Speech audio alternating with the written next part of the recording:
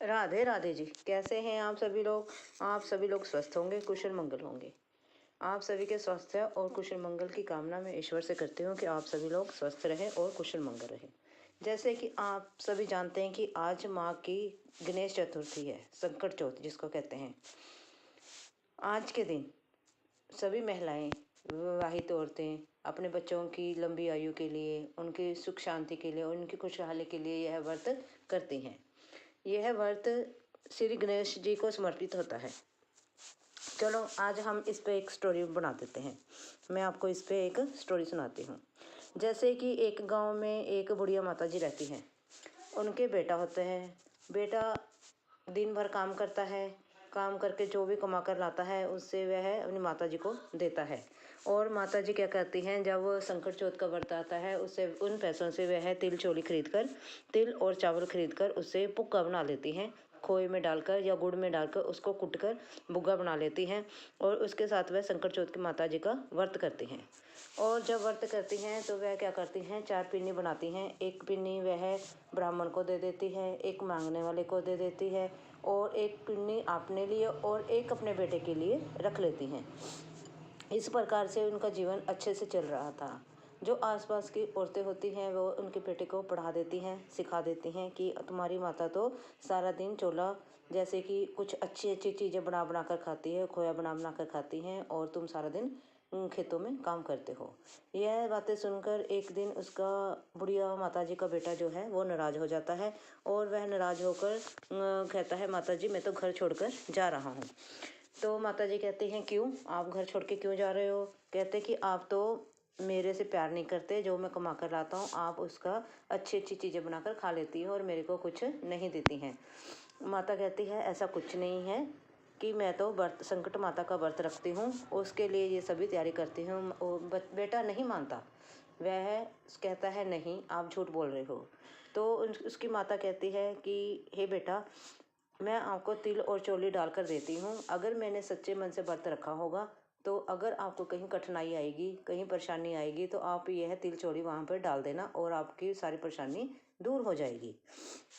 इस प्रकार से कहकर माता जी उसको तिल और चौली एक पोटली में बांधकर दे देती हैं और वह घर से निकल जाता है। जब वह घर से निकल जाता है तो रास्ते में उसको एक स्नेक मिलता है, सांप मिलता है। जब उसको सांप मिलता है वह कहता है, आज तो मुझे सांप ये खा जाएगा, मैं माता जी को अकेले छोड़ आया, अब ये सांप मुझे खा जाएगा। तो उसको जब याद आता है कि माता जी ने उसे तिल और चौली दी है, तो वह उस तिल चौली को वहाँ पर डाल देता है कि अगर मेरी माता ने सच्चे मन से व्रत किया हो तो मुझे रास्ता मिल जाए। जब वह तिल चौली डालता है तो स्नेक जो है, सांप जो है, पीछे हट जाता है और उसे रास्ता मिल जाता है। इसी प्रकार वह जब आगे जाता है उसको शेर मिलता है, वह वहाँ भी इसी प्रकार से तिल चौली डाल देता है और उसे रास्ता मिल जाता है। करते करते वह एक गाँव में पहुँच जाता है। जब वह एक गांव में पहुंच जाता है वहाँ एक बुढ़िया माता रो रही होती है। वह लड़का उससे पूछता है, हे माता आप क्यों रो रहे हैं? वह कहते हैं कि इस गांव का जो राजा है वह कल को मेरे बेटे की बलि देगा, इसलिए मैं रो रही हूँ और मेरे बेटे की इच्छा है कि मैं उसे खीर पूड़े बनाकर खिलाऊं, तो इसलिए मुझे रोना आ रहा है। वो लड़का कहता है कि हे माता तुम रो मत, तुम्हारे बेटे की जगह मैं चला जाऊंगा। माता कहती है कि नहीं बेटा, किसी की आई में कोई नहीं जाता है, वो तो मेरे बेटे को ही जाना पड़ेगा। कहते नहीं माता तुम मुझ पर भरोसा करो।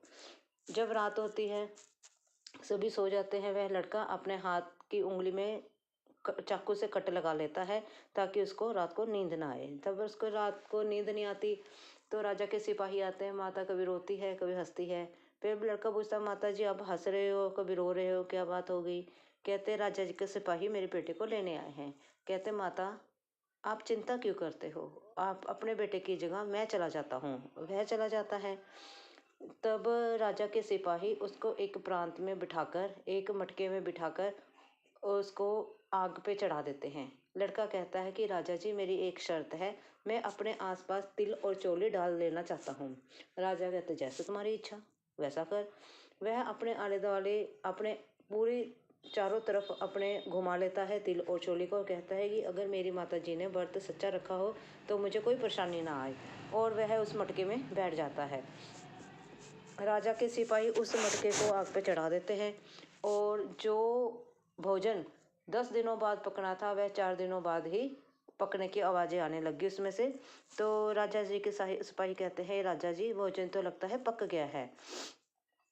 तो राजा कहता है कि उसे उतार लो। जब उसे उतारते हैं उसमें से लड़का राम राम जी करता हुआ खड़ा हो जाता है। वो सभी देख के हैरान रह जाते हैं और शोर मच जाता है। वो कहता है कि कोई मैं जिन और भूत नहीं हूँ, मैं तो वही हूँ जिसको आपने उस मटके में बिठाया था। राजा जी हैरान हो जाते हैं कि इस लड़के को इतने दिन आग में बिठाई रखा और इसको कुछ भी नहीं हुआ। क्यों? क्योंकि उसकी माता जी ने उसके लिए सच्चे मन से संकट चौथ का व्रत रखा था। तो उसके सारे संकट श्री कृष्ण जी ने, श्री गणेश भगवान जी ने सारे संकट उसके दूर कर दिए थे। तो राजा जी कहते हैं आप तो ठीक निकले, ये कैसे हुआ? तब उस लड़के ने अपनी माता जी की सारी स्टोरी सुनाई। तो राजा जी कहते हैं कि हे बालक, मैं तुम्हारे साथ अपनी कन्या की शादी करना चाहता हूँ।